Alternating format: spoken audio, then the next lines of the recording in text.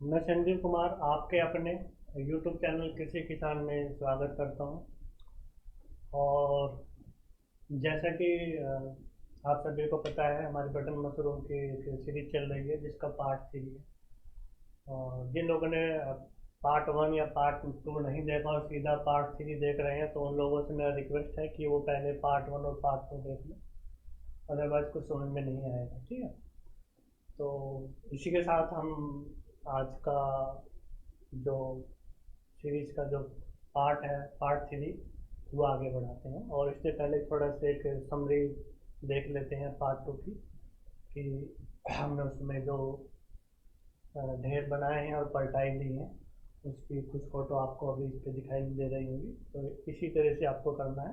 अगर समझ में नहीं आया है तो आप दोबारा से वीडियो को देख सकते हैं। कोई भी वीडियो कहीं जाने वाली नहीं है, हमेशा आपके अपने ही चैनल किसी किसान पे रहेंगी। ठीक है, आप लोग कभी भी देख सकते हैं। तो हम पार्ट 3 स्टार्ट करते हैं। तो इसमें जैसे मैंने आपको पहचान बताई है कि जो अच्छी खाद की जो पहचान होती है, आपको कैसे चेक करनी है, दोबारा से एक बार छोटा सा समरी दोबारा से मैं रिवाइज कर देता हूँ। ठीक है, और अच्छी खाद की जो पहचान है वो ये है कि जो खाद का रंग, कंपोस्ट, मतलब खाद और कंपोस्ट एक ही होती है। जो कंपोस्ट का जो रंग होगा वो हल्का सा भूरा हो जाएगा, हल्का सा भूरे कलर, वैसे नहीं कि पूरा भूरा हो जाएगा, हल्का सा भूरा कलर हो जाएगा। ठीक है, उसमें जो पानी की मात्रा है वो करीब 70% के आसपास होनी चाहिए, 65 से 70% के आसपास। मात्रा तय करने का मैंने आपको बताया ही है कि आप कंपोस्ट को उठाएं, ऐसे मुट्ठी में बींचिए, और उसमें पानी नहीं टपकना चाहिए और हथेली गीली होनी चाहिए और कंपोस्ट भी पूरा खुल जाना चाहिए। ठीक है, नाइट्रोजन की जो मात्रा है वो भी आपकी करीब 2 से 2.5% होनी चाहिए। नाइट्रोजन की हम ऐसे चेक नहीं कर सकते, ये आपका एक्सपेंस के ऊपर डिपेंड करेगा। और किसान जो लोग हैं वो पहचान लेते हैं नाइट्रोजन, वो जानते हैं कि कितना वैल्यूबल है हमारे लिए। ठीक है, अमोनिया की बू नहीं होना चाहिए, अमोनिया की गंध नहीं होनी चाहिए। ठीक है, अमोनिया की गंध मैंने आपको बता ही दिया कि जैसे हमारे बाथरूम में जो स्मेल आती है वो हमारी एक तरह से अमोनिया की गंध होती है, तो वो उस तरह की स्मेल नहीं आनी चाहिए। ठीक है, पीएच लेवल भी जो हमारा 7 से 7.5% के बीच होना चाहिए। ये भी किसान लोग जानते हैं कि कोई भी फसल हो, उसको अच्छे से वैरायटी उसकी लाने के लिए या पनपने के लिए उसका जो क्या बोलते हैं पीएच लेवल है, वो 7 से 7.5% रहना चाहिए। ठीक है, देखिए अभी होता क्या है कि जो हमारी कंपोस्ट तैयार हुई है 28वें दिन, उसमें भी ना वो गर्म बहुत रहती है। आप उस हाथ लगाएंगे तो आपको गर्माहट महसूस करेंगे। इतना गर्म भी हमें उसको नहीं रखना है बीज मिलाने से पहले। उसकी जो टेम्परेचर है वो टेम्परेचर करीब 25%, मतलब कि 25 डिग्री के आसपास आ जाना चाहिए। ठीक है, तो अब देखिए थोड़ा मैं यहाँ पे इसका गन्ने के बारे में बता देता हूँ। जो आपकी जो तीसरी पलटाई थी जिप्सम, ये आप ये मान लीजिए जब आप पहली पलटाई करेंगे, तो पहली पलटाई के बाद जब आप जो छठी पलटाई करेंगे, वो पहली पलटाई जो आप करेंगे 0 से 6वें दिन जो पलटाई आप करेंगे, उसका भूसे का टेम्परेचर बढ़ने लगता है बहुत। टेम्परेचर, वो टेम्परेचर करीब 70 डिग्री टेम्परेचर पहुँच जाता है। वो भूसा इतना गर्म हो जाता है। ठीक है, और जिप्सम मिलाने के बाद तो और बढ़ जाता है। ठीक है, तो ऐसे ही वो मेंटेन रहता है, इतना ही टेम्परेचर चलता रहता है, 60, 65, 88 पलटाई तक चलता रहता है। तो अब हम उसको थोड़ा नीचे लेके आना है। नीचे लाने के लिए आप क्या कर सकते हैं, थोड़ा भूसे को जो आपने ढेरी बनाई है आप उसको खोल सकते हैं। ठीक है, लेकिन ये आपको खोलना कब है, इसका भी आपको पता होना चाहिए। ये आपको खोलना कब है, जब आप उसमें बीज मिलाने की तैयारी कर रहे हैं। अब बीज स्पॉन, जिसको हम स्पॉन बोलते हैं, स्पॉन के बिना तो कुछ भी नहीं है। अभी स्पॉन के ऊपर मैं आपको बता देता हूँ। अभी मेरे पास व्हाट्सएप पे मैसेज आया था, कल या परसों, मतलब इस रिकॉर्डिंग से पहले मैसेज आया था। ये कल से परसों तो आप नहीं समझ पाएंगे कि डेट क्या होगी। तो उसने बोला कि बीज के बारे में उन्होंने लिखा कि, मैंने उनको बोला कि मका इसका बीज नहीं होता है, मतलब इसके बीज बनाया जाता है। तो उन्होंने बोला कि बीज नहीं होता, सभी चीज़ों के बीज होते हैं। इसका क्यों नहीं होता, ये तो कॉमन सेंस की बात है। मतलब उन्होंने कल से मुझे थोड़ा सा ये हिट किया कि मुझे यही नहीं मालूम कि इसका बीज कहाँ से मिलता है या कैसे तैयार होता है। तो उसी के लिए है। इसका जो बीज है कहीं ओपन मार्केट में नहीं है कि आप कहीं भी चले गए या बोला कि भाई मशरूम का बीज दे दे, पहले तो वो मशरूम के बारे में भी नहीं जानता होगा कि मशरूम चीज़ क्या है। ठीक है। तो इसका एक साइंटिफिक लैब में बनता है बीज, आप इसको घर पे बीज नहीं बना सकते। अगर आपको बीज बनाना सीखना है तो इसका फिर ट्रेनिंग आपको किसी ट्रेनिंग सेंटर से लेना पड़ेगा। उसका ट्रेनिंग आपको शायद मैं ना प्रोवाइड करा पाऊँ, या इन फ्यूचर में आपको इसका ट्रेनिंग दे दूँ। अगर मेरे पास जी को कमेंट में बॉक्स में आते कि बीज बनाना आपको सीखना ही है और आप कहीं नहीं जा सकते और आपको लैब लगानी है, तो आप ज़रूर मुझे कमेंट बॉक्स में बताएं इन चीज़ों के बारे में। मैं डेफिनेटली 100% तो नहीं पर 99% उसके ऊपर मैं वीडियो आपको ज़रूर शेयर करूँगा, खुद बताऊँगा कि आपका कैसे तैयार होता है। ठीक है। लेकिन उसका जो कॉस्टिंग है ज़्यादा है, लेकिन ट्रेनिंग का कॉस्टिंग ज़्यादा है, लेकिन मैं फिर भी आपको वो ट्रेनिंग भी फ्री में ही प्रोवाइड कराऊँगा अपने ही आपके ही चैनल, इसी चैनल पे ही मैं आपको वो ट्रेनिंग दूँगा। ठीक है। अब वो बीज के बारे में चलो थोड़ा सा डिस्कस कर लेते हैं, स्पॉन का। तो ये स्पॉन गेहूं का बनता है, ठीक है? मोटे गेहूं का, बारीक गेहूं का नहीं बनता है। उस वो गेहूँ उसको जो लैब की लागत है, थोड़ी लैब की लागत का भी मैं आपको बता दूँ। करीब आपको अगर स्पॉन का ही आपको काम करना है तो मिनिमम जो आपका बजट होना चाहिए वो 20 लाख के आसपास होना चाहिए। अगर आपका बजट 20 लाख है तो ही आप स्पॉन के बारे में सोचें। ठीक है। ट्रेनिंग आप ले सकते हैं, वो मैं आपको दे भी दूंगा, लेकिन आपको स्टार्ट करना है तो इतना बजट आपके पास होना चाहिए। ठीक है। ठीक ठाक स्पॉन बनाने के लिए, क्योंकि उसमें एसी भी चाहिए और काफ़ी कुछ चाहिए होते हैं, और मतलब हवा को शुद्ध करने के लिए भी उसमें डिवाइसें लगती हैं, इंस्ट्रूमेंट लगते हैं। तो ये सब कुछ चीज़ें उसके अंदर होना चाहिए। इसका तरीका बहुत अलग है, डिफरेंट है। तो मैंने आपको बताया दिया गेहूँ का बनता है, लैब में बनता है। ठीक। और तो शुरू करते हैं पार्ट 3। अब बात आती है कि कमरा, तो कमरे से पहले से हम डिस्कस कर रहे थे कि वो थोड़ा सा खोल देना है। ठीक है। और उसमें बीज मिलाने से पहले अब चलते हैं कमरे की साइड में। तो मैंने आपको एक चीज़ लिखाई थी, फॉर्मोलिन 37 to 41%। मैं बार बार परसेंटेज इसीलिए आपको बोल रहा हूँ कि ये मायने रखती है। ठीक है। और मैंने आपसे पहले ही बताया है, पुरानी वीडियो में बताया है कि आपको जो फॉर्मोलिन है वो मेडिकल लाइन वाली नहीं चाहिए। मेडिकल लाइन वाली महंगी मिलती है। उसका जो मेडिकल वाली जो होती है वो आप इमेज देख सकते हैं किस तरह की होती है। ऐसे बोतल में वो इमेज होती है, वो सॉरी फॉर्मोलिन होती है, महंगी होती है, ये नहीं लेनी है। किसी बड़े वेंडर से सर्च कीजिए, मेडिकल कंपनी या India mart is the big platform for any material. Search कर सकते हैं फॉर्मोलिन के लिए, वहाँ पे आपको एड्रेस भी मिलेंगे, तो वहाँ से आप इसको ले सकते हैं। तो चलते हैं हम अपने कमरे की तरफ। कमरे का मीन्स की लंबाई चौड़ाई के ऊपर बात करते हैं। तो लंबाई चौड़ाई का कुछ मैटर नहीं है। वैसे किताबों में लिखा हुआ है कि कमरा 20 बाई 40, 40 बाई 60, कितना बड़ा। मेन है वेंटिलेशन, कमरे का वेंटिलेशन कैसा होना चाहिए। वेंटिलेशन का मतलब ये है कि अगर आपने दो तरफ के दरवाजे खोल दिए तो इस दरवाजे से अगर हवा आ रही है तो इधर से निकल जाए, इधर से आ रही है तो इधर से निकल जाए, और सामने से आ रही है तो पीछे से निकल, वो वेंटिलेशन कहलाता है। ज़्यादा बड़ा रूम होगा, पता चला कि आपने इधर से दरवाजा खोल दिया लेकिन इधर से हवा पास ही नहीं हो रही है, ठीक है, निकलने में, तो वो रूम बेकार है। रूम ऐसे ही आपको चेंज करना है, आपके ऊपर डिपेंड आप कैसे तैयार करना है। ठीक है। मैंने बताया दिया वेंटिलेशन, क्रॉस वेंटिलेशन, इधर से हवाई इधर से निकल गई, इधर से हवाई उधर से निकल गई। ठीक है। क्योंकि हवा का ऑक्सीजन होती है और हमारे मशरूम को पनपने के लिए ऑक्सीजन का बहुत रिक्वायरमेंट है। ठीक है। क्योंकि आप एक तरह से मान के चलिए कि आप इसको जीवित मान के चलिए कि जिंदा चीज़ इस तरह से मान लीजिए। तो इसीलिए इसका बहुत बहुत लोग नहीं खाते हैं, मैं नहीं बता सकता कौन लोग नहीं खाते हैं, क्योंकि जिंदा चीज़ों में आ जाती है। ठीक है। तो ऑक्सीजन इसको चाहिए होता है पनपने के लिए, नमी चाहिए होती है पनपने के लिए, हवा चाहिए होती है, पानी चाहिए होता है पनपने के लिए। तो ये सब चीज़ें ज़रूरी है आपके रूम में। ठीक है? आप समझ गए होंगे कि आपको रूम का चयन कैसे करना है, आपके ऊपर डिपेंड है। वेंटिलेशन बहुत ज़रूरी है। ठीक है? तो जो भी आपका रूम है या आपकी जो भी झोपड़ी है, अभी झोपड़ी की बात नहीं करते हैं, अभी सिर्फ रूम की बात करते हैं। जो भी आपका रूम है उसको आपको पूरा फॉर्मोलिन से साफ करना है अंदर से।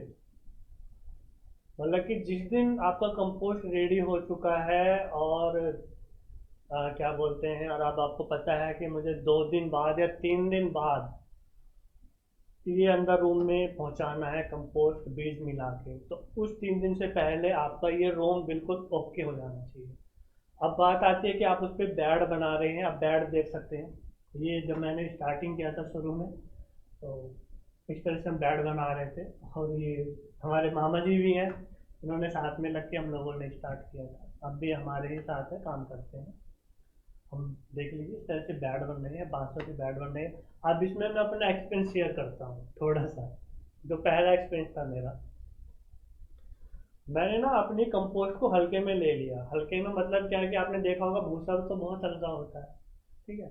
आप मतलब कि एक 10 किलो के बोरे में 3 किलो भूसा ही आ पाता है, क्योंकि हल्का, उसका वेट कम है।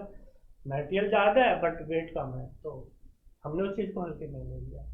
जबकि होता क्या है कि जब आपकी कंपोस्ट बनती है ना, तो अब देखिए क्वेश्चन और आ गया। इसीलिए मैं कहता हूँ कि आपको कुछ भी स्किप नहीं करना है, पूरा ही पार्ट आपको देखना है। क्वेश्चन ये आ गया कि सर मेरे पास 300 किलो भूसा है, नॉर्मल, ठीक है, भूसा है, और जब उसकी कंपोस्ट तैयार होगी वो कितना होगी, ये क्वेश्चन है। ये होगी कम से कम 2 से ढाई गुना ज़्यादा। अगर 300 किलो भूसा है तो 700 किलो के आसपास कंपोस्ट तैयार होगी आपकी। ठीक है? समझ गए? यदि 300 किलो भूसा लेकर अगर आप बना रहे हैं, तो जो आपका कंपोस्ट होगा मेटल मिलने के बाद और पानी मिलने के बाद, जो आपका 28वें दिन में जो कंपोस्ट रेडी हो रही है, वो आपकी करीब 700 किलो तक बन जाएगी। ठीक है? 650 700 के एवरेज उसका रहेगा। तो इस चीज़ को बिल्कुल हल्के में ना लें। हल्के में क्यों ना लें कि यदि आप बेड बना रहे हैं, जैसा आपने फोटो में भी देखा, आप दोबारा से देख लीजिए। अगर आप ऐसे बेड बना रहे हैं ना, तो बेड ऐसे बनाइए कि आप उस पर खुद भी चल सकें। ठीक है? जैसे ही आपको दिखाई दे रहे हैं ना, इस तरह से, लेकिन ऊपर वाले पे या सबसे ऊपर वाले में आप खुद भी चल सके, इतना आप उतना वो वेट उसको झेल ले, उतना वेट झेल ले। नहीं तो मेरा एक्सपीरियंस जो मैं आपको बता रहा था, मेरा एक्सपीरियंस जो है वो ये है कि हमने क्या किया कि इसको जो रैक बनाई स्टार्ट में, क्योंकि मैंने स्टार्ट किया था 4 टन से, 4000 किलो से। ठीक है? तो उस टाइम मैंने कंपोस्ट बनी बनाई ली थी फर्स्ट टाइम। सेकंड टाइम मैंने खुद बनाई थी। तो हमने उसको हल्के में ले लिया और ये बना दिया इस तरह की। ये हमारा फर्स्ट सेटअप ही है। तो 2-3 मजदूर ली, क्योंकि 4 टन माल था, हम नहीं कर सकते इतना, तो हमने 2-3 लेबर ली, अपने गांव से ही लेबर ली। और हमने जैसे ही करीब 4-5 टोकरे उसमें डाले, वो मेरा बैग झूल गया, तो एक साइड में लटक गया। अब ये बड़ा टिपिकल है। क्यों? क्योंकि कंपोस्ट रेडी है, हम ले आ चुके हैं, स्पॉन भी मिल चुका है, सब कुछ मिल चुका है। ठीक है? फिर भी हमने कोशिश की कि उनको तारों से दोबारा बांधा, बांसों में ड्रिल करके बड़ी बड़ी कीले उसमें ठोके, बहुत कोशिश की, तो उसको मेंटेन करा। लेकिन ये मान के चलिए कि जब हमने कंपोस्ट डालना शुरू करा, तो करीब हमें पूरा दिन पूरी रात 4 टन में इतना टाइम लग गया था। इतना टाइम नहीं लगता, क्योंकि अगर हमारा बेड अच्छा होता तो फिर ये 1-1.5 घंटे का काम होता, 2 घंटे का काम होता है 4 टन कंपोस्ट लगा देना। बट हमारा तो बेड ही टूट चुका था। तो ऐसा आपके साथ ना हो, यही एक्सपीरियंस है जो हम आप लोगों के साथ शेयर कर रहे हैं। तो इतना आपको रेडी करना है। अब यदि आपने स्टार्टिंग शुरुआती आपने, हाँ, मैं बता रहा था कि उसको फॉर्मोलिन से कैसे धोना है। ठीक है? कंपोस्ट डालने से कम 2 दिन पहले, कम से कम 2 दिन पहले, 48 घंटे पहले जो आपने रूम तैयार करा है, और रूम भी कैसा होना चाहिए, जो फर्स्ट टाइम आप रूम तैयार करोगे जितने भी खिड़की दरवाजे हैं वो सब बंद करने हैं। बंद का मतलब है कि ऐसे नहीं कि बिल्कुल सील पैक कर देने हैं, नहीं, वो तो खिड़की दरवाजे बाद में खुलने भी हैं, लेकिन पहले बंद करने हैं। बंद करना मतलब है कि बाहर की रोशनी हमें अंदर नहीं चाहिए। अगर ऊपर कहीं भी मोकले वगैरह या छेद वगैरह, या मतलब छेद नहीं, छोटे छेद नहीं, अगर कोई बड़े छेद है, बड़ा है, जैसे एग्जिट फैन वाले छेद होते हैं, ये सब चीज़ें आपको बंद कर देने हैं बिल्कुल। मीन्स की डार्क रूम, ब्लैक रूम आपको तैयार बना देना है। ठीक है, डार्क रूम आपको उसको कर देना है, क्योंकि स्पॉन को रन करने के लिए CO2 चाहिए होती है। अगर बाहर से हवा आएगी या कुछ आएगा तो वो CO2 नहीं बनेगी। CO2 नहीं बनेगी तो आपका स्पॉन है वो रन नहीं करेगा आपके बैगों में। ठीक, ये लेक्चर थोड़ा लंबा हो सकता है, तो थोड़ा पेशेंस रखिए, इसको हम इसी लेक्चर में ख़त्म करेंगे। ये आधे घंटे में हो, 20 मिनट में हो, आधे घंटे में, 40 मिनट में हो। बहुत मेन सेशन है कमरे का, क्योंकि इसमें हर चीज़ें देखिए, हर चीज़ें का वैल्यू है। रूम का भी वैल्यू है, कंपोस्ट का वैल्यू है, स्पॉन का वैल्यू है। स्पॉन भी अच्छा होना चाहिए। क्वालिटी कुछ नहीं होती, बस आपके जो फेथफुल है वहाँ से स्पॉन लेके आना है। ठीक है, तो पूरा डार्क रूम तैयार कर देना है उसको, रूम को, खिड़की दरवाजे सब बंद, वेंटिलेशन बना के, अगर आगे पीछे सब वेंटिलेशन बना के उसको पूरा बंद कर देना है। और बंद करने के साथ साथ बाहर की तरफ से, मतलब जो बाहर का एरिया है, जैसे ये दरवाज़ा है और मैं मानता हूँ ये एरिया है, इस साइड से हम एंटर करते हैं, इस साइड से, तो जो ये वाली साइड है, इधर वाली साइड है, इस साइड में आपको मच्छर जाली लगा देंगे। ठीक है, साफ सफाई, मैं आपको बार बार बोल रहा हूँ, साफ सफाई। हमें अंदर मच्छर नहीं चाहिए, क्योंकि ये हमें खिड़की दरवाजे बाद में खोलने, खोलते तो खिड़की में अच्छे दरवाजे वो कीड़े मकोड़े मच्छर आने लग जाएंगे, तो मच्छर जाली भी आपको पहले लगा देंगे। ठीक है, तो मोस्ट इम्पोर्टेंट पार्ट है कमरा। तो मच्छर जाली आपको बाहर लगा देनी है, अंदर पूरा सील पैक कर देना। आपको कहीं से लग रहा है कि ये रोशनी आ रही है कुछ है, तो ब्लैक पॉलीथीन ले लीजिए, ब्लैक पॉलीथीन लगा दीजिए। ठीक है, ब्लैक पॉलीथीन बाहर की रोशनी को रोक लेती है, बाद में उतार देंगे उसको। तो ये सब करने के बाद, ये सब आपको चीज़ें हैं ना, पैक पुक करना, ये आप उन्होंने 28 दिन में कर लेना। आपको जो आपके कंपोस्ट बनाने में 28 दिन लग रहे हैं ना, जब भी आपको टाइम मिले इस तरह से आपको रूम तैयार कर लेना चाहिए। डार्क रूम, वेंटिलेशन के साथ, अंदर बिल्कुल बंद, डार्क रूम। ठीक, तो अब आती है स्पोन अंदर, स्पोन मिलाने के बाद अंदर रखने की। तो स्पोन मिलाने से 2 दिन पहले की बात, पहले की पूरे रूम को फॉर्मलिन से धो देना है। ठीक, धोने के बाद उसको अच्छे से, वही 10 लीटर पानी में 20 ml फॉर्मोलिन डालिए। इसलिए फॉर्मोलिन आप थोड़ा ज़्यादा रखिए क्योंकि काफ़ी काम आती है।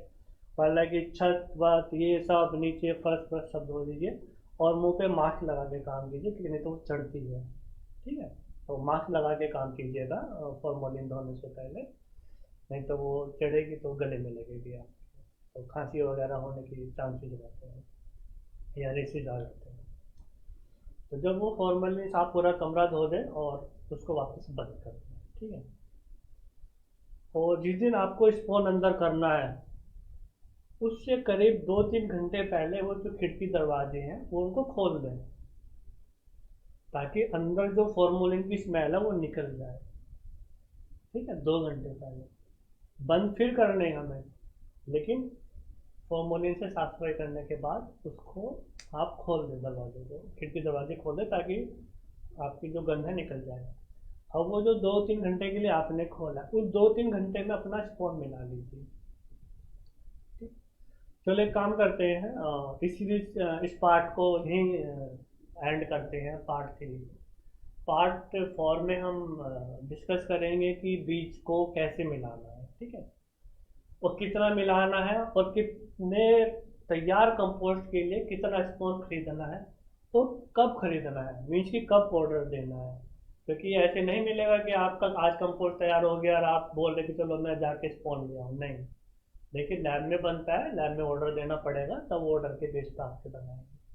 क्यों? क्योंकि ज़्यादा पुराना बीज बेकार होता है। ठीक है, आपको ताज़ा बीज यूज़ करना है, मिनिमम सिर्फ 1 महीने, मतलब 1 महीने पुराना ही बीज ले सकते हो। उससे पुराना लेंगे तो वो स्पॉन रन नहीं करेगा, ख़राब हो जाएगा, बेकार हो जाएगा। अच्छे स्पॉन की पहचान भी मैं आपको बताऊंगा। तो इसी पार्ट जो हमारा चल रहा है पार्ट 3 से यहीं ख़त्म करते हैं, और पार्ट 4 में मिलते हैं हम आपके साथ। ठीक है, और वापस वही से जो हमारी रिक्वेस्ट है कि और लोगों को जोड़िए, आप भी जुड़िए और चैनल को प्रमोट कीजिए। इसके साथ हम ये पार्ट 3 यहीं ख़त्म करते हैं, और मिलते हैं हम आपसे पार्ट 4 में बटर मशरूम की जो ट्रेनिंग चल रही है। तो थैंक यू, धन्यवाद।